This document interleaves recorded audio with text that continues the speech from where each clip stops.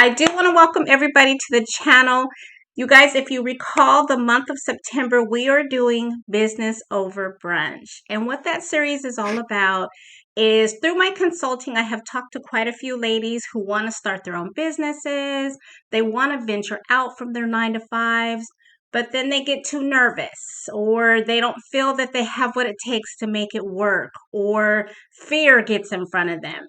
And so really the whole purpose of this series is to tell you that we all have challenges. We all face difficulties, and it's really about pushing through and solving to get over them so that they don't stop you, because there's definitely joy on the other side of that. And so today I am so thrilled.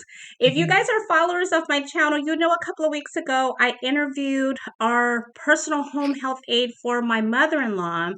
And I talked about her. I gave her flowers on the call. I talked about her being that example of excellence. And now she has turned into a beautiful friend.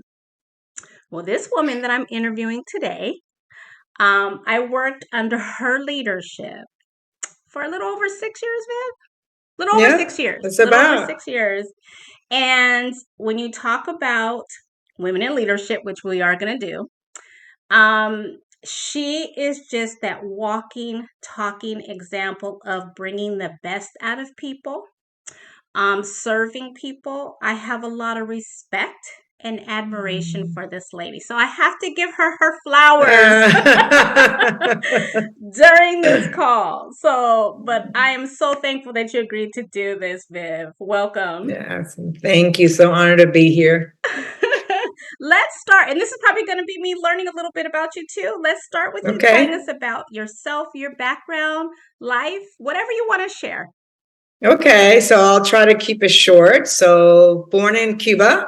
My parents fled in 1967. I was 5 years old, went to New York City where everybody was welcomed. Again, no money, didn't know the language, a lot of immigrant and exile stories that exist today. So I lived in New York. Sadly, we came in 67 to the States, and my mom passed away 3 years later. Worked hard, again, left her whole family home in Cuba. She was alone with my dad and our siblings. And she worked hard cleaning offices at night and toilets and, doing the grunt work that no one sees. And these people are so relentless. And she passed away. The person who used to clean toilets with her told us she was bleeding. She lasted a year. So unfortunately, I don't have much memories from my mom, but I think I'm a true believer of spiritual, and there are spirits guide us. And I think too, in my upbringing, I think that's also why I connect so much with those lower paid employees who do that grunt work, who work so hard or are not seen. So I'm empathetic to that, because my dad was a super. So long story short, my aunt, coincidentally, who is my father's sister, raised us. So I was with my dad, but my aunt was my mom. Tough lady, tough love, learned so much from her. So she actually then bought a house. I lived in Washington Heights in New York, if anybody knows about the Heights, the play or the movie. So I lived in the Heights. Moved in 81. I graduated from an all-girls Catholic school. Went to Pace University 1 year in New York. My aunt bought a house, wanted to retire, and wanted to bring my sister and I out of the Heights.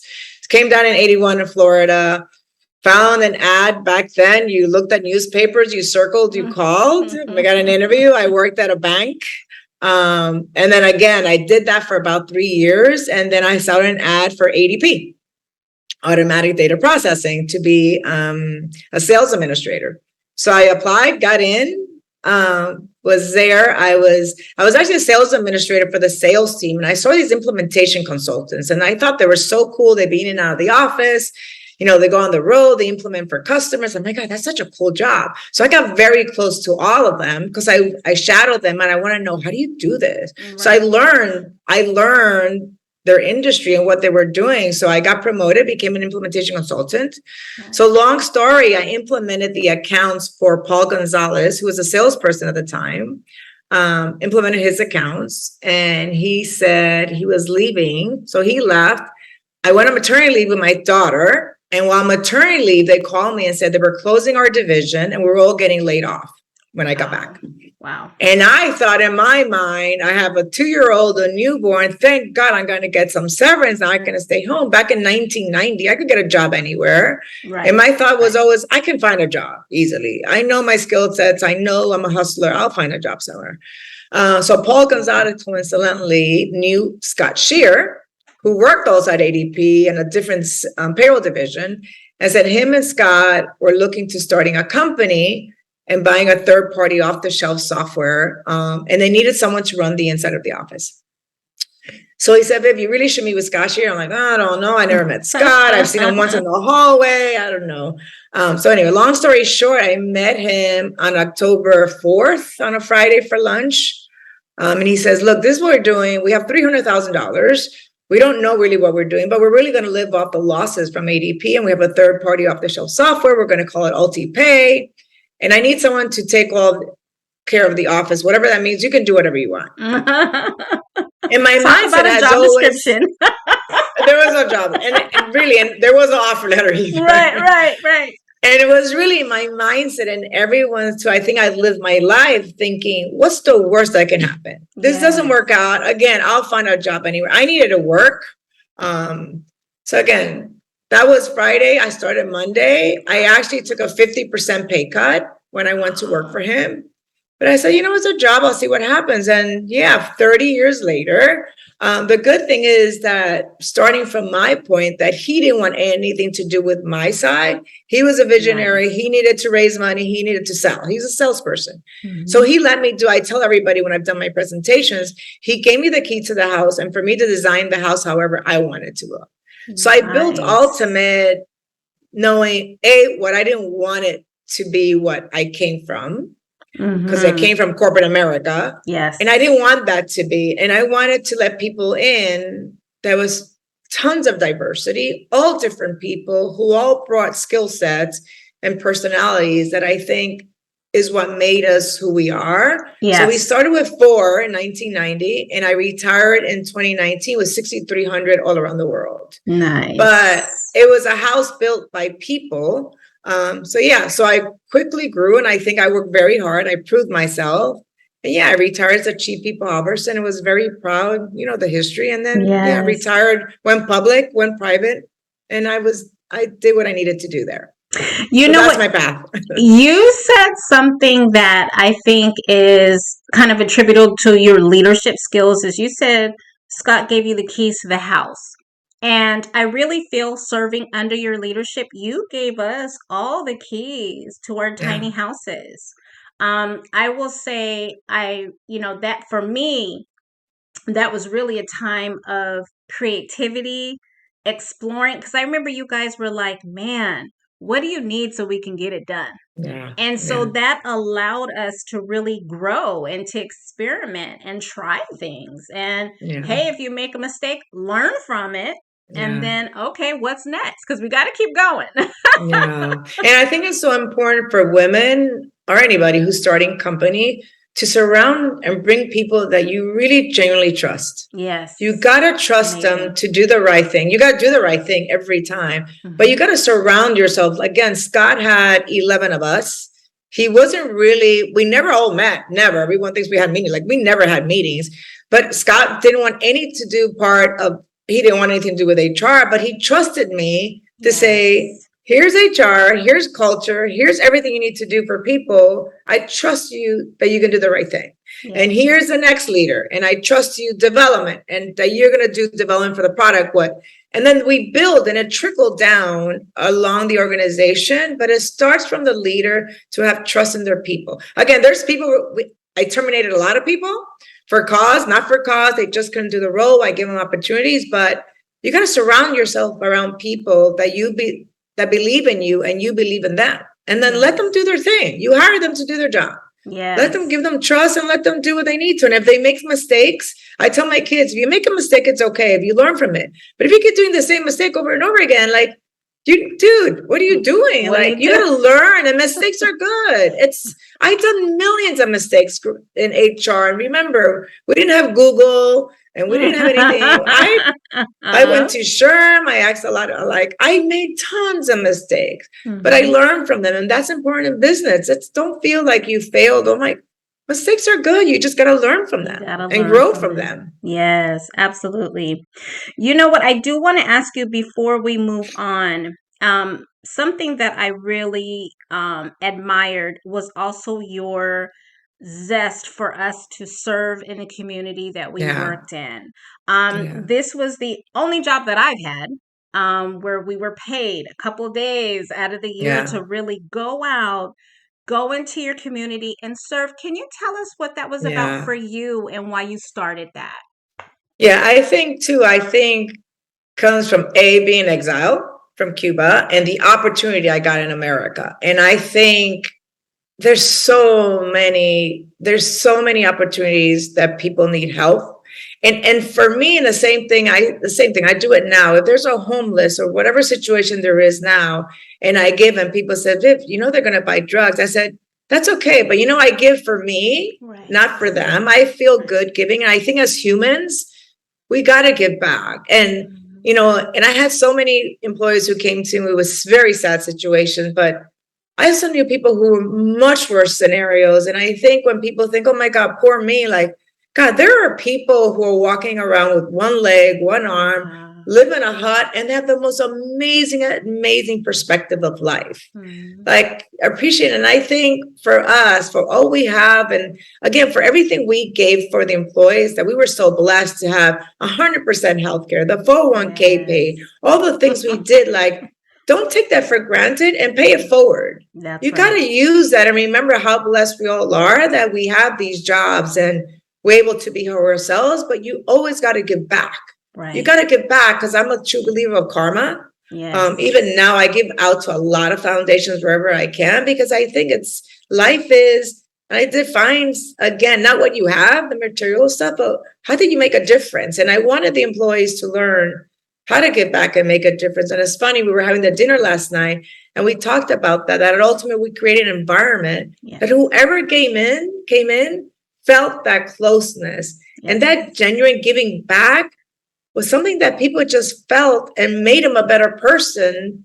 So again, I think that giving just makes us better people in this society. And it's so important because there's always so much need and it's not for them, it's for you as a human being to give back. Yes. What's our purpose in life? To help others. That's So yeah, right. we were very big. So we gave a percent of our revenue. The bigger we got, the more we gave. It made a difference. Yes. So yeah, I Yes. was a big advocate for that. And every time there was some hardship, anytime a family member passed away, if there were kids, we make sure we took care of the family.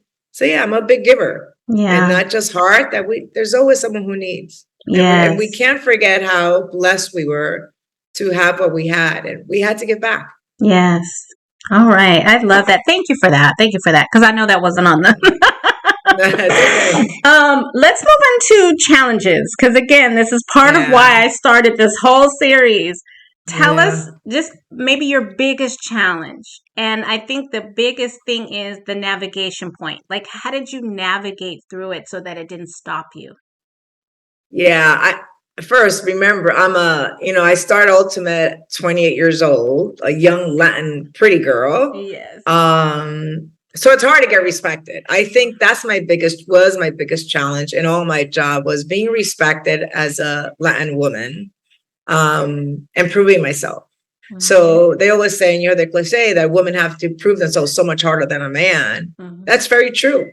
And I think until you start getting some results and people are noticing you, then I started getting the respect and they started listening more and they started Yeah. asking more. So I think for a lot of women, it's the same thing. Look, corporate America is run by white men. Hmm.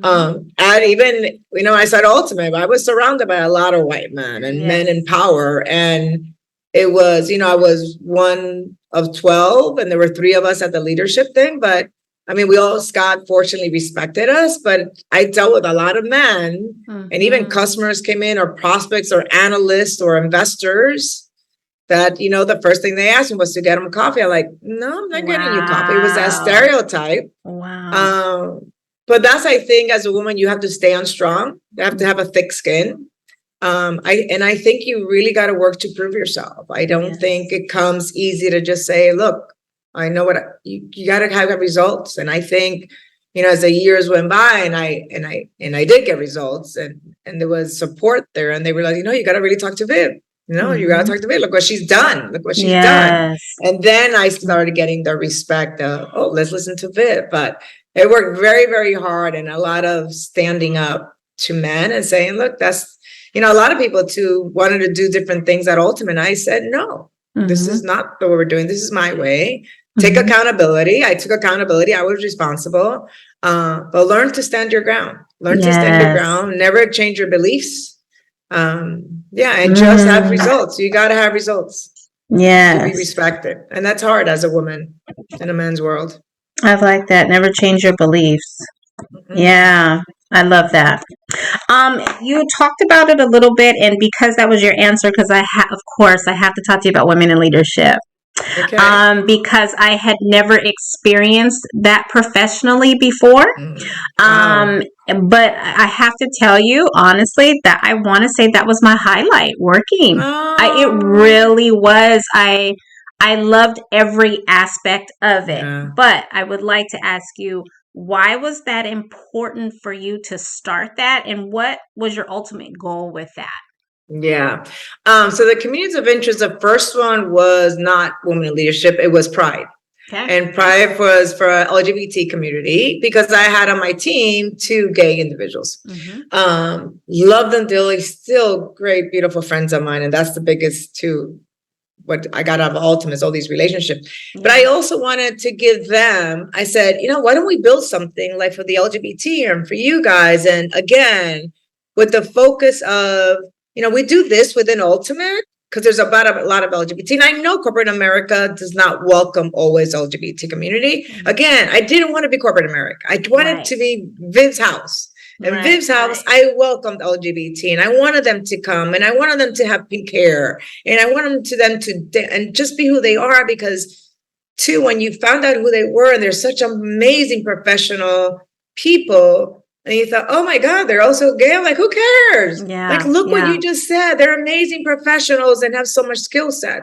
But I also wanted them to have a community where they felt they belonged. It wasn't enough that we welcome. I wanted them to be very special, that we welcome them, but also with the focus of helping the community inside Ultimate and helping the community outside Ultimate. So that was the focus of me building these communities of interest. So that was the first one.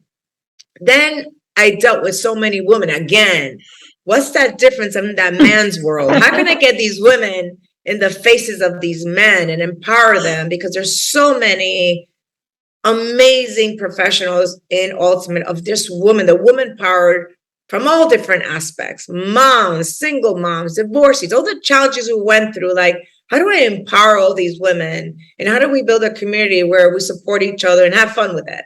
So that's what I did. So I reached out to some of the senior leadership females. I said, look, this is my idea. This is what I want to do. I want to bring in women. I need a committee. Will you do this with me? And fortunately, I had all of them. There had 5 of us beginning. I said, this is the executive committee, but I'm going to do subcommittees in all our locations, because I didn't want the executive committee to be running everything. I wanted to give back the power to the offices where we had big populations. Yes. So we built the Women in Leadership in California, and Canada, and in Florida, in Texas, and Chicago. So all of us came together. And I told you girls, you have a budget, but I don't want you to follow everything I do or I say. This is yours. So all the women individually, the groups, came up with these beautiful events, these beautiful ideas within themselves. And then we all got together every quarter and shared that. And that empowerment, that power, that I know you're all busy doing work, but that community of all these women from all different backgrounds and all challenges in life, and all the speakers we had. Somewhere where they were not getting that in corporate America, but that power we had, that we felt as a community, it's priceless. Yes. And what comes out of that, and then getting recognized by Grace Harper's and doing stuff for PACE and being the #1 place to work for women and in tech, which is insane. But we were the #1 place to work for women in tech. Right. And the same thing. And it's funny how we had so many male executives who said, Viv, I want to donate to you guys. I want to help you guys. And it was such an awareness to them of all these women who were doing this thing. They all said, can we have a men in leadership? Like, you can, but you guys got to do it. Right. Never happened. Never happened Right. because they can't do it without a woman. So I said, you guys can do it. And they were heard about all this fun and all this camaraderie and all this, all these innovations that was coming out from this group. And like, what's going on here? But it was so special because it was ours. Yes. It was us. It was, the hell with corporate America and stuff, all these, but this is us. And that power, when you bring all these women from so many different backgrounds, it was life-changing for a lot of women that, we coach each other. We had the mentoring program and we coach each other of women who wanted to, how do I get up to that next position? I'm like, well, let me tell you. And then men they also were so cognizant of, I realized I don't have enough women on my team. Like, you don't. So that created more women in more positions and recruiting more women into our TAC of, so it was, and then just took on because then we did the vets, we did the cancer, and now at UKG, they got a lot more. But when you do that and bring all these skill sets, but the same thing, it all goes back, Fujica, to belonging. Yeah. That's what people want in life. They want to belong and be part of something. Yeah. And that's where there's a whole bunch, but when you create an environment when someone just feels, especially for introverts, who never really, like, we had so many introverts. I met so many who were in the lab when they weren't in the corner. But even if they're sitting in the corner, they felt like there was still power there. Yes. They belong to something. So so I try to bring everybody in, but that woman in leadership is probably my biggest accomplishment at Ultimate. Nice, they're super proud of. Yeah, it meant a lot. I will tell you, it did mean a lot. Even within our office, it was beautiful how you sprung it out to all the different, states, the different offices, because every office had its own special need. Yeah. And so it was so nice that, yes, we had your guidance, but to your point, we were able to say, well, what do we need for our women, our chapter of women in leadership? And it was just amazing. I mean, honestly. So as, people who have served under that, for me, starting my own business, I always make sure that I do pay attention to the women, and understand like where their needs may be different. Where before I don't think I would have done that, honestly. Yeah, good. And we've all paid it forward. So look at you. Look at you, what you're doing. Thank you. I'm trying, Viv. I'm trying. You're doing a great job. I'm very proud of you. You're doing amazing. You're amazing. I don't even know if this is an appropriate question for you, but what do you think what do you think you would accomplish if fear was not a factor? Because I don't see you as a fearful person. No. Fear is a mindset. You can't be afraid. Yeah. I'm nervous. I get anxious, but I don't really again, I think I go back to my mindset. What's the worst that can happen? And I think as business leaders, especially women, if your mindset, you're going into something like if you're going into something with fear that I'm going to fail, you're probably going to fail. Right. When we started Ultimate, it was 4 of us, $300,000. People said, do you ever think of that you guys going to run out of money? Like, no, that thought never crossed my mind. Because if you put that out there, like we're going to it was a matter of, we got to make it happen and we got to find more investors and we got to make the product better. And it was always, how do we solve this challenge? It was never fear of, because fear is a mindset. And as business leaders, you can't go into something with fear. Again, you got to go in the mindset, Fujica, what's the worst that can happen? There's a lot of opportunity. There's something else. You can always go back to corporate America, find a job. But I don't think as business leaders, I don't think any entrepreneur goes in a business with fear. Nervous, yes. But fear, that's a mindset you got to change, because then it will lead to failure, not success. And I don't fear. I think I've gotten to my life what I've done, what I needed to do in that chapter that I did 30 years at Ultimate. Yes. I think my purpose in life now is my beautiful 2 grandkids. I'm extremely happy. Yes. So I think, again, I can't say I won't do something else later down the road, but right now, look, I've gotten so much pressure and it affected me for a while when I left Ultimate. Well, like, Viv, what are you going to do now? Viv, what are you going to do now? Like, gosh, should I be doing something now? I'm going to live for a minute. No, until that. I'm like, dude, I've been 30 years, my heart and soul, 7 days a week. I'm tired. So until I got to the acceptance of, you know what, I'm exactly where I'm supposed to be That's right now. And I think I don't believe in fear. I think it's a mindset as a business leader, just like, I don't think you can't think of fear. Right. Yeah, what's the worst that can happen? There's a saying out there that whether you think you can or you can't, you're right. So you're right. It's like we don't think about failing. We don't think of not being able to do it, and so I love that. I love that answer. I know you talked about your biggest accomplishments so far. Well, that was at Ultimate, which was women in leadership or the communities of interest. But what has been your biggest accomplishment in your career? Just kind of looking back, or would the answer be the same? Yeah, career-wise, well, first, personally, I think, again, it's the two beautiful human beings I have as children. Yes. So that is my biggest accomplishment in life. Yes. It is my beautiful kids. And I think as a mom, if you look at your kids and realize, they're amazing human beings, I think that's the biggest compliment you can give a mom, because that is a lot of mom work. So that life-wise accomplishments, definitely my two kids.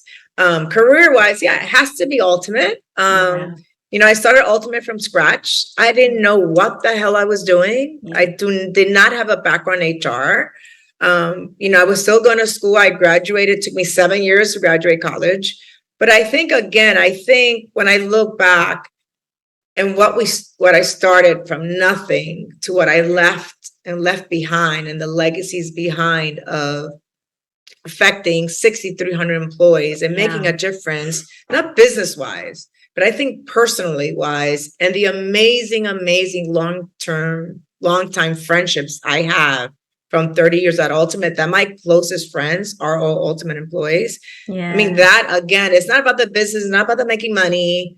It's about making a difference and impact in this world. And for people that I hope we affected. Like there's a lot of Ulti dreams out there. That we were talking about last night. Like I got the Ulti house, I had the Ulti college, I had the Ulti education.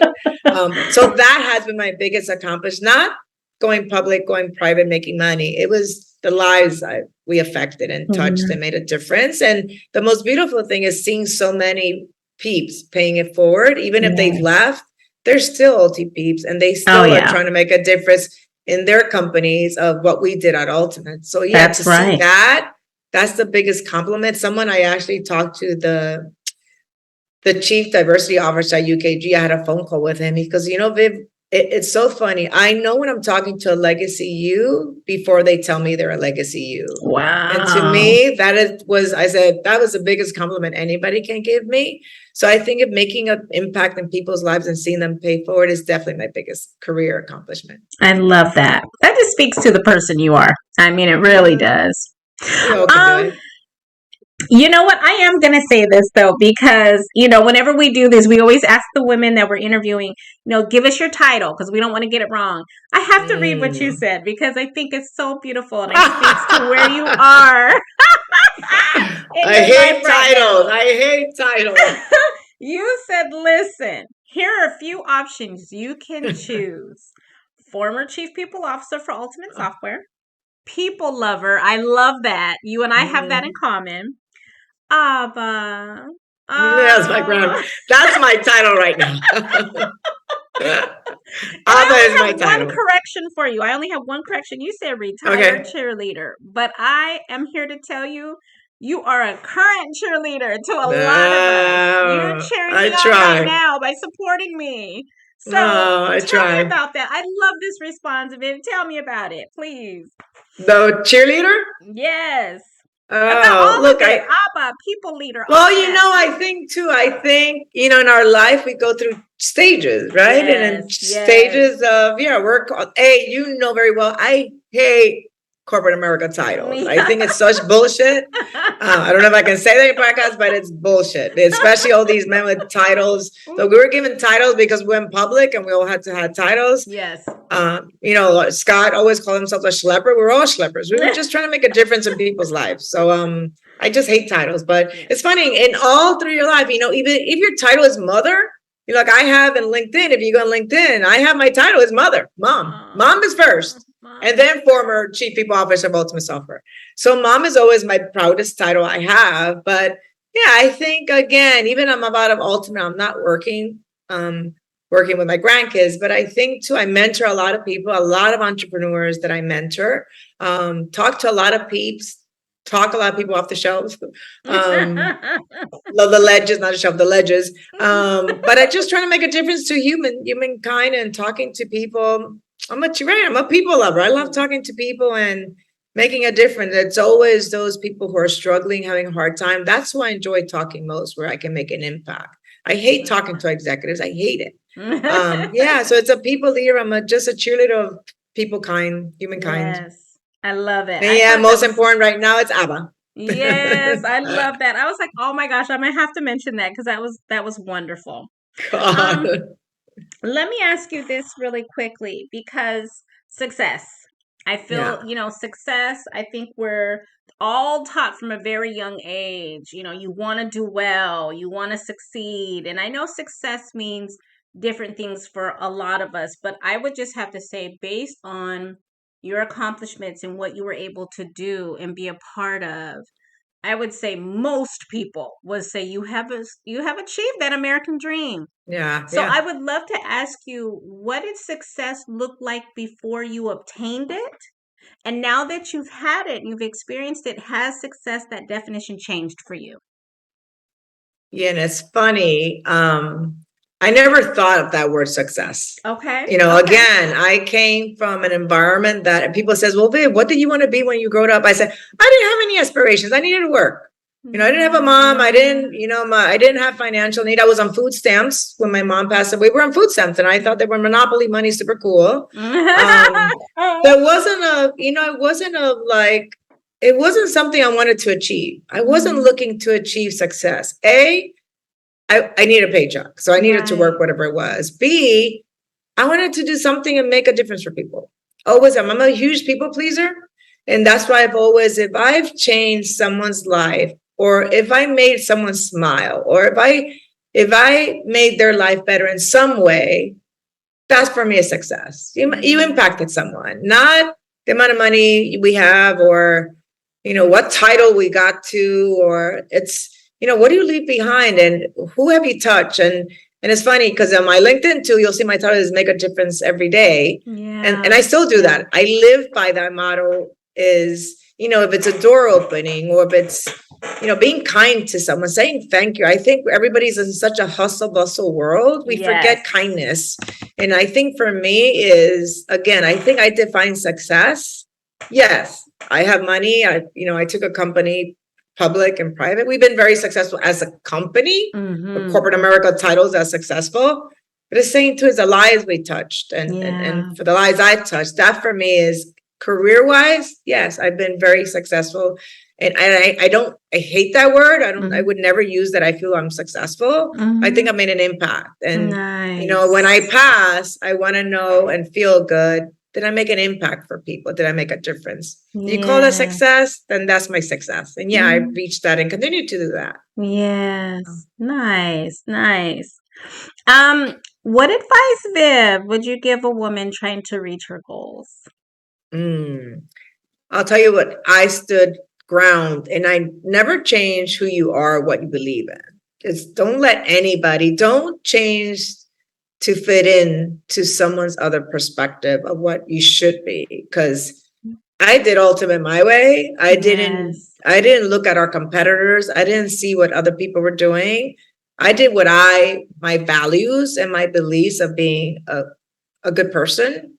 And I think when you get as a business leader, again, when you deal with all these men of, well, you should do this and you should dress like this and we should present like this. And I'm like, I'm doing this my way. And the same thing, if you didn't like it, if you don't like the ultimate culture and you didn't think what I was doing was important. And I used to tell when I used to present, I said, this is not for everybody. Right. Everyone doesn't think that, giving back or paying 100% or being kind to people. Look, I understand, by the way, it worked. Yeah, because we gave back to the community. We paid 100% benefit, gave 401k. Yeah, we spent millions and millions on our people. But look what our people did for Ultimate, because we would not have been able to go public or gone private, and our stock went from $2 to $331 just because of the leadership. It was our people who did that. So if you don't believe that taking care of your people matters, then I don't want to even talk to you, because that is the foundation of any business and any business leader going in. Of, you got to focus on your people. And again, it's not, there's people who just don't work out. They're not, they shouldn't be where they are. Right. But if you find that person who has that personality and that foundation, those values, and again, my advice to women is work hard, learn as much as you can, network yourself around other women, not necessarily who look like you, but who are different and been successful, and learn from them. And you're not going to know everything every time, and that's okay. I ask millions of questions. I spend my life asking questions because I didn't know anything. And the only way I learn is by asking questions. So don't feel bad asking questions. Don't feel bad feeling, I don't know what I'm doing. That's okay. But I would say just, surround yourself about people who are good for you, who make you a better person. Stay away from the negative. Yeah. Even if it's family members or people around you, stay away from the negative. There's a lot of envy out there. Look, I've lost family members who I don't talk to because of jealousy and where I am. And I don't surround myself at all ever around negative people. I think there's a lot of people out there who can make you better, and stand your ground and believe what's good for you. And don't try to become someone that you're not for someone else. Don't lose that value and that belief you have in core. And stay strong. Stay strong, and it's okay. And if you fail, learn something, try it again.